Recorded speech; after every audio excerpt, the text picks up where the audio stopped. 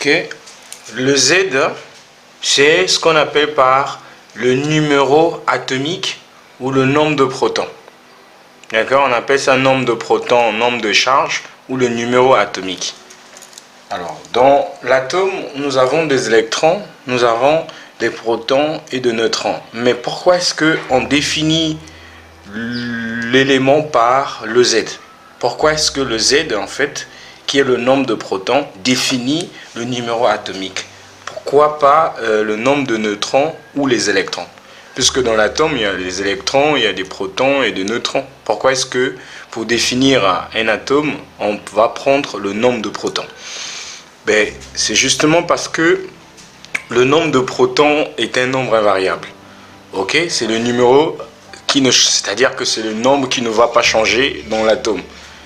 Ok? Mais les électrons peuvent changer. Donc on sait que les atomes peuvent gagner ou perdre des électrons pour se transformer en ions. Les nombres de neutrons aussi changent. D'accord? On va parler de la notion d'isotopie, vous allez comprendre. Donc l'élément qui reste invariable, c'est le proton. C'est le nombre de protons. C'est pourquoi on ne peut pas définir un élément en fonction des grandeurs qui changent. Je prends un exemple. Je ne peux pas vous définir, par exemple, en fonction de vos habits. Parce que on est d'accord que vous changez chaque fois vos habits, en fait. Aujourd'hui, vous pouvez être en chemise, demain en t-shirt. Mais si je vous définis en fonction des habits, ça ne marchera pas. Donc, on définit un élément en fonction de quelque chose qui ne change pas. Voilà, ça constitue... c'était une question d'examen. C'était revenu lors de la session. Donc, il faut comprendre pourquoi est-ce que le nombre de protons définit le numéro atomique, définit l'élément. Parce que ça reste invariable. On ne peut pas faire avec les électrons et les neutrons parce que ce sont des grandeurs qui changent.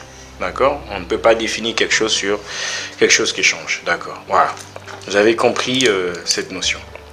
Alors, en gros, si on revient, donc on est d'accord que calculer la masse d'un atome, c'est justement trouver le nombre de protons et de neutrons. Faites la somme de ça, et vous trouvez la masse. En unité de masse atomique, c'est aussi équivaut à 1 gramme par mol. Ok? Je prends un exemple d'un élément. Par exemple, l'hydrogène, son symbole CH. Nous avons 1 ici. 1. Alors, quelle est la masse en fait de cet atome d'hydrogène? Sa masse atomique, c'est quoi? Sa masse atomique, c'est une unité. Donc, c'est la valeur qui est là, où c'est égal à 1 gramme par mol. Voilà. Parce qu'il n'a seulement qu'un proton, il n'a pas de neutron. Voilà. Ok? Voilà comment est-ce qu'on arrive à calculer la masse d'un atome. Alors, si vous avez compris la notion de masse atomique, on va passer à la masse relative. À la masse relative. Alors, mais avant de parler de la masse atomique relative, j'aimerais aborder aussi la notion de mol. Parce qu'on vient de montrer que une unité de masse atomique, c'est égal à 1 gramme par mol. Alors, dans le cas où on a pris l'atome d'hydrogène, on a dit que la masse de cet atome, c'est quoi? Donc, cet atome d'hydrogène pèse combien? Pèse 1 gramme par mol. Alors, on a dit par mol. C'est quoi une mol? Alors, une mol, c'est comme c'est quand on compte, par exemple, 1, 2, 3, 4, 5, 6, 7, 8, 9, 10. Au lieu de dire 10, on dit dizaines, par exemple. Donc, quand je dis dizaine, on a l'impression, enfin, on comprend que c'est 10. Quand je dis douzaine, on comprend que c'est 12. C'est exactement la même chose avec les moles. Les moles aussi, c'est comme douzaine, c'est comme dizaine. Mais mol ici, c'est quoi? Quand on parle de mol, une mol, d'accord? Une mol, c'est quoi? C'est 6,02 fois 10 puissance 23. 23 éléments, en fait. D'accord? Donc, quand je parle de douzaine, ça veut dire que c'est 12 éléments. Quand je parle de dizaine, c'est 10 éléments. Donc, quand on parle aussi d'une mole, c'est un nombre, en fait. C'est 6,02 fois 10 puissance 23 éléments. D'accord? C'est ce nombre-là qu'on appelle le nombre d'Avogadro. C'est le nombre d'Avogadro. Voilà, c'est le nombre d'Avogadro. D'accord? Alors, quand on dit que la masse de l'atome d'hydrogène ici, c'est 1 gramme par mol, ça veut dire que une mol, ça veut dire là que c'est une mol. pardon, ici ça veut dire que c'est une mole, d'accord? Une mole pèse combien? Une mole d'atome d'hydrogène, pèse combien? Pèse 1 gramme, c'est ce que ça veut dire. Alors, une mole, ça veut dire quoi? Une mole veut dire que, ça veut dire que 6,02 fois 10 puissance 23 éléments d'hydrogène, donc les atomes d'hydrogène, c'est ça qui pèse 1 gramme. Voilà. Donc une mole en fait d'un atome, ça veut dire que c'est 6,02 fois 10 puissance 23 atomes de cet élément. Donc quand vous avez une mole, ça veut dire que vous avez 6,02 fois 10 puissance 23 atomes de cet élément, ou bien éléments de cet atome. Mais qui pèse, ici dans le cas d'hydrogène, c'est 1 gramme. Donc 1 gramme par mole veut dire qu'une mole d'atome d'hydrogène, voilà, ce nombre-là en fait d'atomes d'hydrogène pèse 1 gramme. Voilà, parce que c'est important de savoir ces notions-là. En radioactivité, on en aura besoin, parce qu'on va nous demander par exemple de calculer l'énergie libérée par 1 gramme ou par 2 moles. Donc il faut connaître des conversions. Sachant que dans l'exercice, on avait calculé l'énergie libérée par exemple pour 3 grammes, on nous demande de calculer ça pour 2 moles. Donc on connaît la notion de mol et gramme en fait, en passant par la masse atomique qui s'exprime en grammes par mol. On sait que une mole ici par exemple dans le cas d'hydrogène pèse 1 gramme. Donc on va essayer de convertir ça. Donc voilà la notion qui était quand même importante de signifier en passant. Alors si vous avez compris que la notion de masse atomique, pardon, donc je reviens sur ça. Donc la notion de masse atomique d'un élément, vous avez compris. Si c'est compris, on va avancer avec la notion de masse atomique relative. Alors, rappelez-vous que cette masse donne toujours une valeur entière. Une valeur entière. Pourquoi? Parce que c'est en fonction de nombre de protons et de neutrons. On ne peut pas avoir un demi-proton. La valeur de ça est forcément entière. Je parle de la masse atomique. Alors, la masse relative, atomique relative, qu'est-ce que c'est? Alors, il existe dans la nature, suivez très bien, il existe dans la nature des atomes qui existent en un mélange. Voilà. Donc, il y a des atomes qui existent dans la nature en un mélange. D'accord? Ce n'est pas seulement un atome seul, ok, mais il existe dans la nature en un mélange. On va prendre le cas, par exemple, du carbone. D'accord? Le carbone existe dans la nature en un mélange. On a le carbone sans Z, c'est 6. D'accord? Donc ici, c'est toujours 6 parce que si ce n'est pas 6, donc ce n'est plus le même élément. N'oubliez pas que c'est le numéro atomique. D'accord? Mais nous avons un carbone 12. Ok? Nous avons un carbone 13, toujours 6 ici. Nous avons et aussi le carbone 14, toujours 6. Donc, pour le quart de carbone, okay, il existe dans la nature en un mélange. Le carbone 12, le carbone 13 et le carbone 14. Alors, vous connaissez la masse atomique de chaque atome. Donc ici, on les appelle les nucléides. D'accord? Ce sont des nucléides. Des nucléides. D'accord? Ou des isotopes. Alors, comment? Pourquoi? Parce que la différence entre ces atomes, c'est sur leur nombre de masse. Ou sur leur nombre de quoi? De neutrons. Mais regardez, on sait que A c'est quoi? A c'est Z plus N.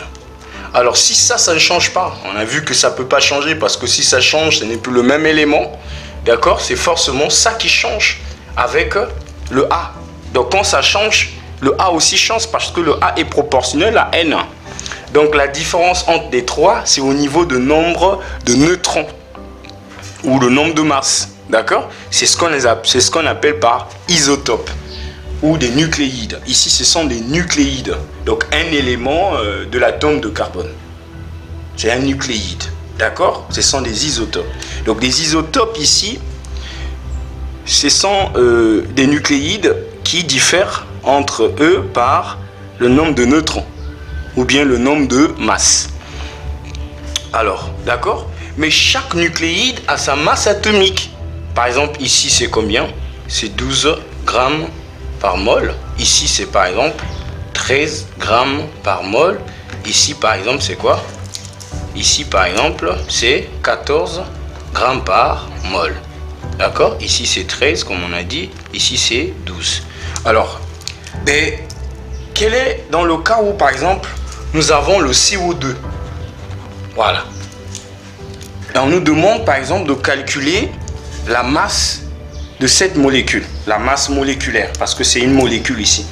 Alors, le problème ici qui s'impose, c'est de connaître la masse atomique de l'atome de carbone, puisqu'on sait qu'il existe dans la nature, on a un mélange. Alors, si on prenait le carbone ici 12, ça ne serait pas juste. Parce qu'on sait que le carbone, il existe dans la nature, on a un mélange. Ce carbone, ça peut être 12, ça peut être 13, ça peut être 14. Alors, quelle est la masse atomique qu'on doit prendre? Voilà la difficulté. Alors, pour pallier à cette difficulté, on sera donc obligé de calculer la masse moyenne des trois. Voilà. On sera donc obligé de calculer la masse moyenne des trois, qui va nous permettre de calculer la masse moléculaire de cette molécule. En commençant parce qu'on ne connaît pas la masse atomique du carbone. Donc, on sera obligé de calculer la masse moyenne des trois carbones, qui va nous permettre de calculer la masse atomique, enfin, qui va nous permettre de trouver la masse atomique de ce carbone. Donc, c'est la masse moyenne qu'on va utiliser pour calculer, pour trouver la masse atomique de ce carbone. Puisque ce carbone, on sait qu'il existe dans la nature, on a un mélange. Donc on prend, si on prenait 12, ça serait faux. Si on prenait 13, ça serait faux. Si on prenait 14, ça serait faux. Donc l'idéal, c'est faire la moyenne des deux. Et cette masse moyenne, c'est ce qu'on appelle par masse atomique relative. Voilà, masse atomique relative. Voilà, donc c'est la moyenne en fait des masses lorsque un élément il existe dans la nature, on est mélange. Donc il faut calculer la moyenne en fait et utiliser cette masse moyenne pour calculer la masse molaire moléculaire. Voilà. Et là c'est ce qui est quand même juste, parce que on ne peut pas connaître si c'est un 12 ou un 13 ou un 14, mais au moins si on calcule avec sa masse moyenne, on peut s'approcher à des valeurs vraies. Est-ce que c'est compris? Alors si c'est compris, maintenant il faut savoir, il faut se demander comment est-ce qu'on peut calculer cette masse moyenne. Alors, je vais vous donner un exemple en fait. Ok, je vais vous donner un exemple. Alors, pour le calcul des masses moyennes, donc, je vous donne un exemple parce que les calculs de ça, ce n'est pas pareil comme on calcule souvent en statistique, en terminale. Voilà, c'est différent. La masse moyenne ici est différente. Alors, on va donner un exemple pour vous faire comprendre ça. Nous avons dans un sac de billes, suivez. Nous avons dans un sac de billes, ok, deux types de billes. D'accord? On peut prendre de trois types, mais on va d'abord avec deux types de billes. Ok? Sachant que nous parlons de l'existence d'un atome dans la nature, on a un mélange de deux. Donc je prends deux billes pour expliquer qu'un atome, il est dans la nature en deux, pas trois. Donc je commence par deux, après on peut généraliser dans trois. Vous comprenez ce que je veux dire? Donc dans le sac, vous avez deux types de billes. Vous avez quatre billes rouges, d'accord? Et on a 8 billes noires. Donc 1, 2, 3, 4, 5, 6, 7, 8. Nous avons 8 billes noires. D'accord? Donc on a 4 billes rouges et 8 billes noires. Ok? Alors, M1, c'est la masse. Donc M1 ici, c'est la masse élémentaire. C'est la masse élémentaire. C'est-à-dire la masse élémentaire d'une bille. Donc, d'une bille, la masse élémentaire. Donc, bille, c'est la masse d'une bille rouge. D'accord? Donc, M2, c'est la masse élémentaire d'une bille. Bille quoi? Bille rouge. Et bille, pardon, bille noire. Autant pour moi. Ok? Bille noire. Voilà. Et on suppose que ce sac pèse, donc la masse de ce sac là, ça pèse par exemple on va prendre 14 grammes. Ok, donc on a pesé ce sac là, ça pèse 14. Alors, que vaut 14? Donc on va dire que 14 ici grammes, c'est égal à quoi? C'est égal à 4 billes M1, donc 4 billes rouges, plus quoi? Plus 8 billes noires. Est-ce que c'est vrai? Ben oui, c'est vrai. Puisque c'est ce sac-là qui pèse 14 grammes, c'est égal à M1, donc M1 plus M1 plus M1 plus M1, ça fait 4 M1, plus quoi? Plus M2, M2, M2, M2, ça fait 8 fois M2.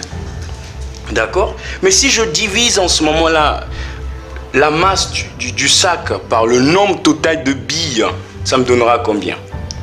D'accord? Donc j'ai 8 plus 4, 8 plus 4, ça fait 12.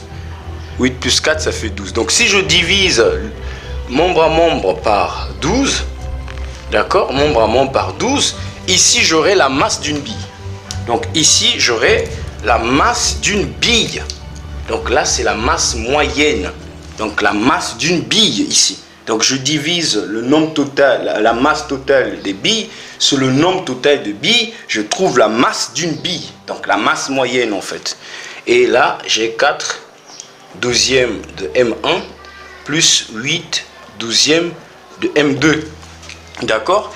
Et 4 sur 12, d'accord? Plus 8 sur 12, c'est égal à 1 forcément, n'est-ce pas? Si on fait des proportions, la somme de ces proportions, ça nous donnera forcément égal à 1. Alors, on peut attribuer ces proportions-là. Donc, 4 douzièmes, c'est une fraction, c'est la fraction des billes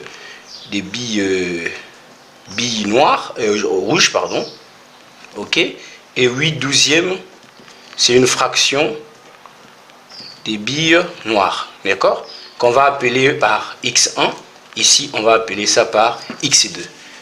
D'accord? Et donc, si je reviens dans notre exemple, si je veux rendre ça un peu mathématique, faire un formalisme ici, j'aurai donc M1, d'accord, sera égal à x1 M1 plus x2 M2, d'accord? Et x1, voilà, ce sont des proportions, plus x2 est forcément égal à 1. Voilà le formalisme en mathématiques. Voilà comment est-ce qu'on calcule la masse moyenne en fait des billes ou des noyaux. D'accord? Pour calculer la masse moyenne en fait des atomes, il faut connaître les proportions, ok, ou les abondances. Donc on appelle ça abondance. D'accord? Les abondances, les proportions dans lesquelles ils existent dans la nature. Par exemple, dans le cas du carbone qu'on a cité, ok, le carbone 12, il existe dans la nature, par exemple, en 98%. Donc, c'est lui qui domine. Hein. Je crois que c'est 98%. C'est peut-être que j'ai oublié les chiffres. Et le carbone 13, ben, il est en forme de 1%, je crois. Et le carbone 14, il est en forme de trace. D'accord? Donc, pour calculer la masse moyenne, vous avez besoin de ces proportions. Vous multipliez ces proportions, ces abondances, fois la masse atomique de chaque élément, ok? D'accord? Et c'est comme ça que vous allez arriver à calculer la masse moyenne d'un atome. Voici le formalisme qui est devant vous là. Voilà, ça c'est à retenir. Ok? Voilà. Donc si vous avez compris ça, n'hésitez pas de vous entraîner en faisant des exercices. Donc en gros c'est simple. Pour calculer la masse moyenne, il faut connaître les proportions. Ok, les abondances ou les proportions dans lesquelles ces isotopes existent dans la nature. Vous multipliez ça fois les masses atomiques, faites la somme, c'est comme ça que vous allez arriver à calculer la masse moyenne. Ça est là. Donc ça est là, les proportions sont là. Ça, ce sont les masses atomiques, c'est la valeur de A. Voilà, ici c'est les valeurs de A. Merci beaucoup. Merci. La